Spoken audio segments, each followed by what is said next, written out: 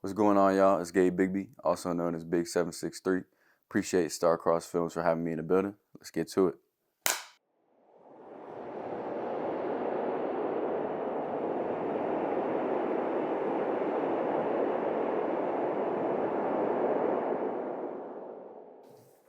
All right. Take us back to where it all began. Growing up, did you always have an interest in design, or was football your main focus back then? So it's actually funny. Growing up, football was always my main focus. And then I wouldn't say I got into design until like my senior year of high school because my first 7 years of school, I went to like a Catholic school. So I wore uniforms all the time. But like every opportunity where we had these little like dress down days where you could wear like whatever you wanted to school, I would say I took advantage of it, made the most out of it. But the design aspect, not until I was older, for sure. Okay. So tell me about your time playing football. What lesson did you learn on the field that you've applied to your career now in design? Too many lessons. So I would say for all the young kids out there watching, I would say football is probably the best sport you could get into for the discipline, the friendships you make, the brotherhood. But it teaches you how to be a man. And it's not because one coach is telling you one thing or another. It's when you line up on the field next to your brothers each and every day, you're putting your life on the line. And it just teaches you how to work for something that's bigger than yourself. So when did you first realize you had a passion for design? Was there a specific moment or experience? Yeah, so as I was getting recruited, I was looking at all the different schools and the different majors. And initially, I wanted to do interior design. But not a lot of schools that have football have interior design. So I couldn't. I was like, damn, what's the next best thing? Then I was looking for architecture. None of them had it. And then I went to my orientation at Shepherd University, which is where I went my freshman year, and they had graphic design. So that was the next best thing. I was just like, screw it, I'm gonna do it. Took a risk. Right. So how important is it to you to have a solid team and supportive family around you while you pursue your dream? I think having a solid team and supportive people are the most important thing because in this life, there's a lot of materialistic things, and I feel the one thing that makes things really special is the people because there's no point of creating your work if you can't share it with others. So your brand has featured faith-filled messages before. My personal favorite, "Not Today, Satan," right? Yes, sir. Yes, sir. So just speak about how important your faith is and how you incorporate it into everything you do. Faith is everything, and it not only allows you, but it teaches you to believe in something that's bigger than yourself. You're always working for more. And my faith personally has just given me a purpose in this life. Like throughout high school, went through a lot of stuff. I was in my head a lot, and the one thing that's kept me grounded since the day I started this was my faith in the Lord above. So where do you see yourself in 5 years, both personally and professionally? In 5 years, well, like as Kolb knows, when we grew up, we all wanted to make it to the league. That's the biggest thing. But I'm also a realistic person, and the variables aren't looking too good right now. But we're still playing ball, praying it all works out one day. Like one of my biggest inspiration is Stephon Diggs because he has his brand. He's one of the best receivers in the league. But football goes left. I'd say in 5 years, I would want my brand to be 10, 20, 30, 40x where it is now. I want to move to New York. I would love to be there. Like I'm there two weeks out of the month at least now, and that's just because the connections you make there, all the networking, and the people there are really supportive, especially in the fashion industry. So I would say in 5 years, hopefully have a wife and kids, family, brands taking off, designing for some runway shows and stuff like that. But ultimate goal in 5 years is just freedom. Like I want to stretch my arms and feel no walls. I want to be able to take care of my children. So we play football together. Mhm. But tell me, what's your competitive side like when it comes to design?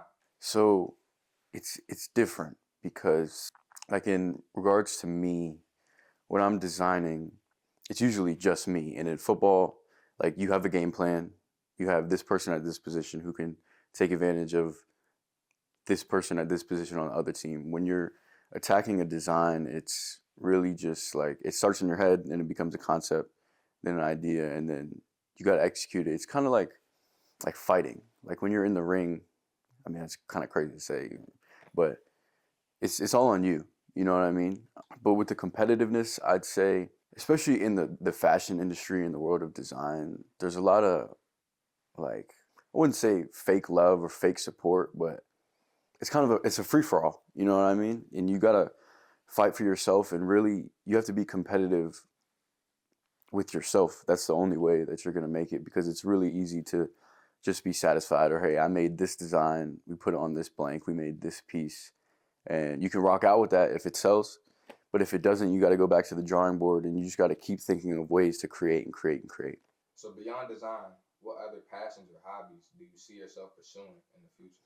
Could we see you in a different creative space? 100%, definitely. I love to make things. Like, I really feel like God put me on this planet to create things and increase social interaction and just bring people together.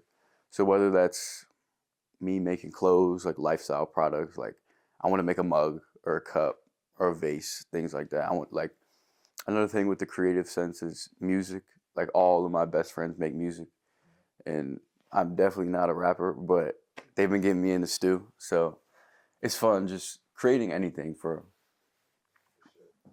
All right, let's get it then. So my first question about Freaks is why Freaks? What is the name? Where's it come from? It's open ended, right? Mm-hmm. So when you think of it, tell me what you think when you read Freaks. I read Freaks. I think of Misfits. Misfits, yeah, that's a good answer. So it has a lot of meaning. So when I first started, I was at Shepherd University in Shepherdstown, West Virginia. I came from a really big high school, had a lot of friends. I felt like I really fit in. And when I got there, things were going well, football was going well. And then right before our first game, I got a really bad concussion. And that hurt my mental a lot. I couldn't go to class, I couldn't practice. I was seeing other people in my spot, and I felt really out of place. I felt like a freak. There wasn't a church out there I could go to. I didn't really feel like I had a mentor out there. I really felt alone. So that's when I started Freaks. Now looking back on it, because it's such an open-ended term, like some people see it, like you said, they think of a misfit. Some people see it and they think of the bedroom freak. Some people see it and they think of like a monster. So I'm really glad that I called it Freaks, because it's open-ended, and like I said earlier, it increases social interaction and it brings people together. Like, if you're driving on a highway and you see a billboard that says "Wear Freaks" and we're driving together, you're gonna be like, "Hey, what does that mean?" It sparks a conversation and it brings people together. So that's the ultimate goal. Okay. From the first idea to the first product, what was the initial spark for starting Freaks, and how did you get started?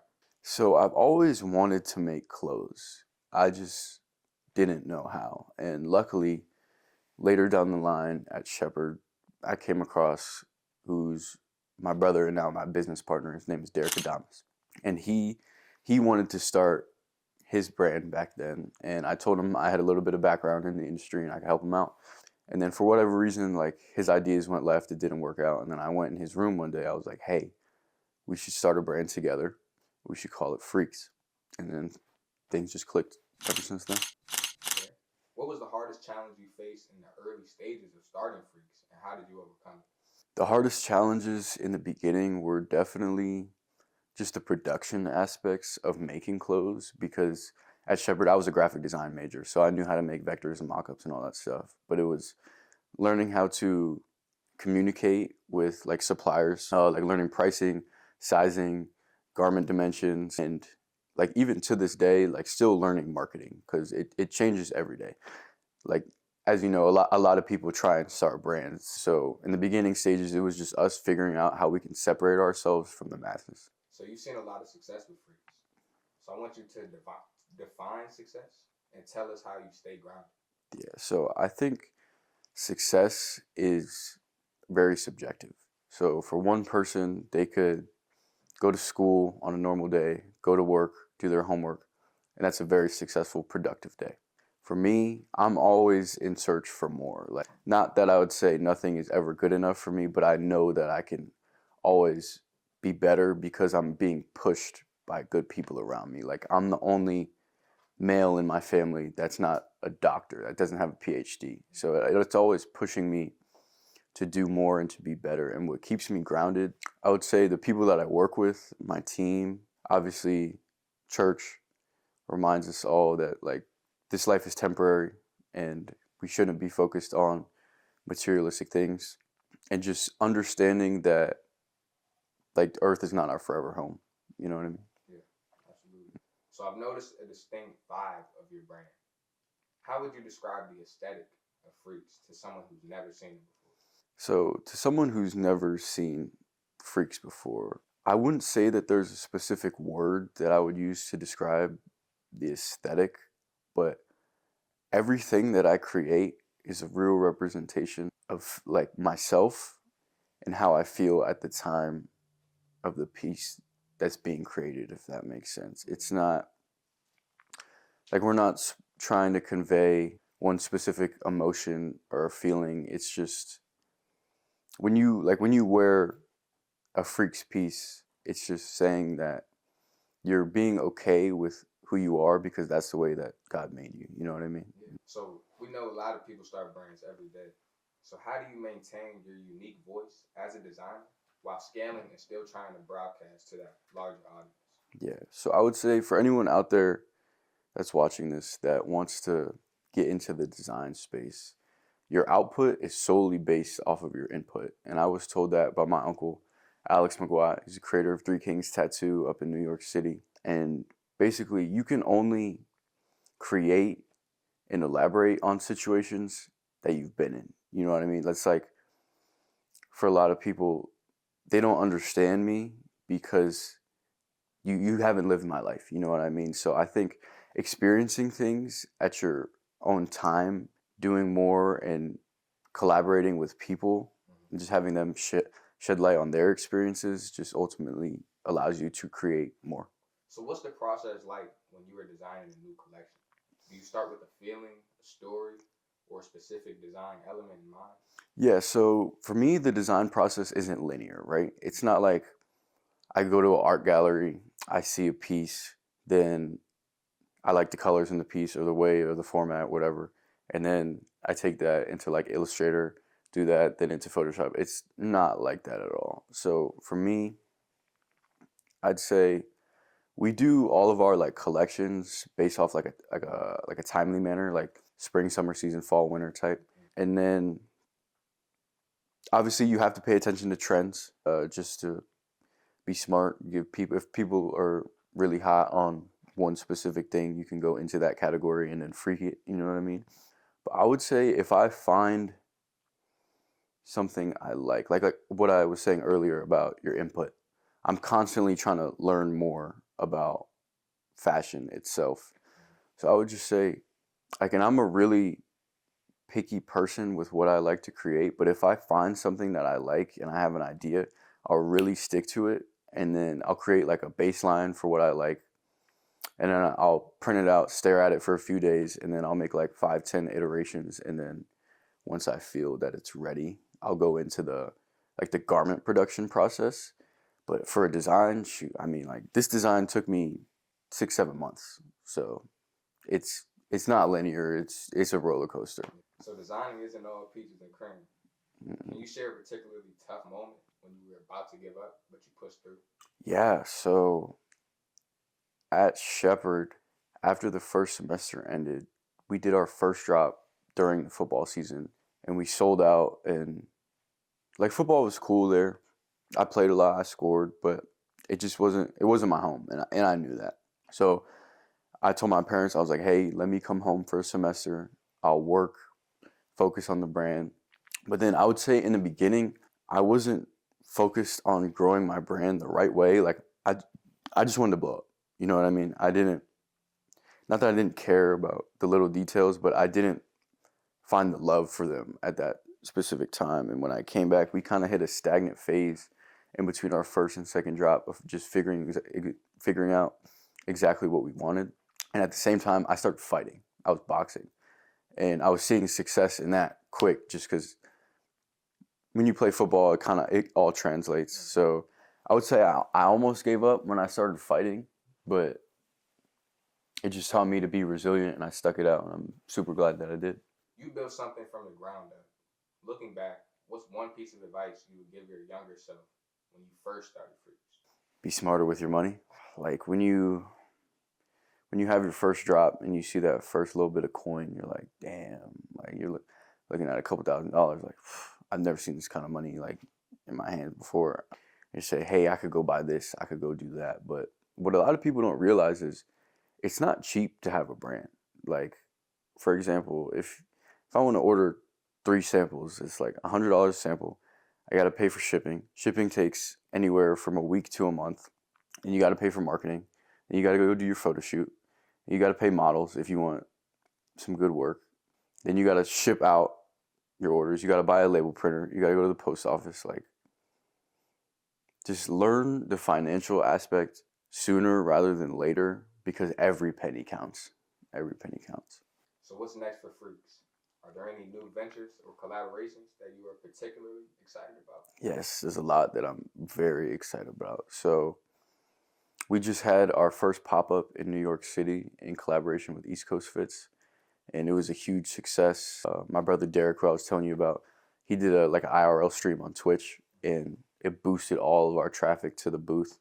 It was amazing. So we have another New York City pop-up in April. We're going to Houston in May, and then we'll be in Atlanta in June. So yeah, that's it as far as events. But February 28th, we're re-dropping the Not Today Satan, but in the long sleeve, like oversized version. These beanies, and then we have a few like pop-up exclusive shirts. And then yeah, that's February 28th. March 14th, we're dropping our American Dream collection. Just because it was like an election year, I feel like politics are all over the place right now.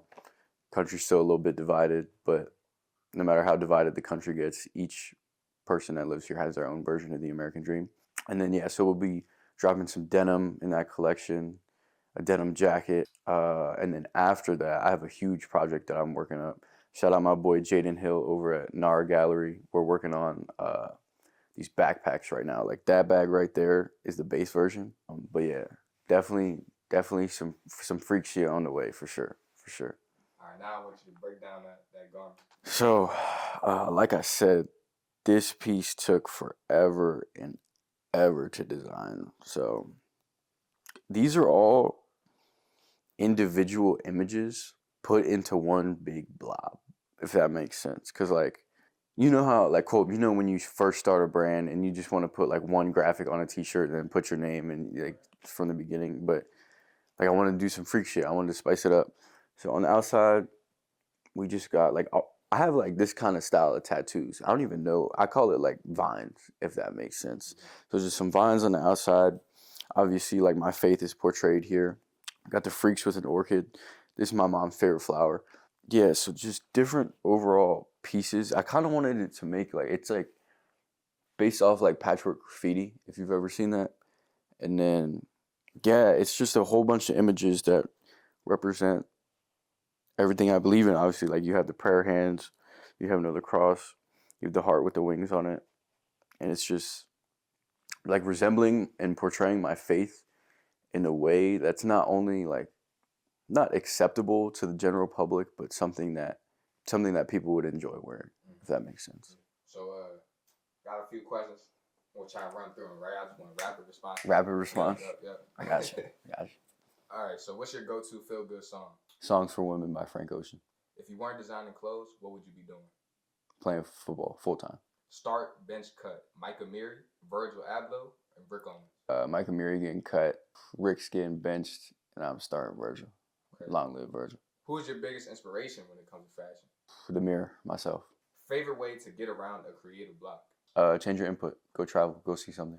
Thrifting, yay or nay? Yay, for sure. Greatest thrift find? I found a Brooks leather jacket that was actually in a motorcycle accident. Like they retail for like $9.50. I got that junk for the low. Great. Rest in peace, brother. I don't know if he's still alive. Baggy jeans or skinny jeans? Depends on what you're wearing, but generally I'm a baggy jeans guy. Okay. Wearing women's clothes, yay or nay? Yay. Top 3 places to get fly for the low? Goodwill, Salvation Army, Wear Freaks. Pick one to display freaks for the first time. Tokyo, Paris, or London Fashion Week? I want to say Tokyo, but I got ties in London. I got family that live out there, so London. Finish your sentence. Gabe isn't Gabe without? Food. Food. I gotta say. Popeyes. Love that chicken from Popeyes. I need that. Yeah, that's it. Oh, yeah. Shout out Starcrssd. It's the guys.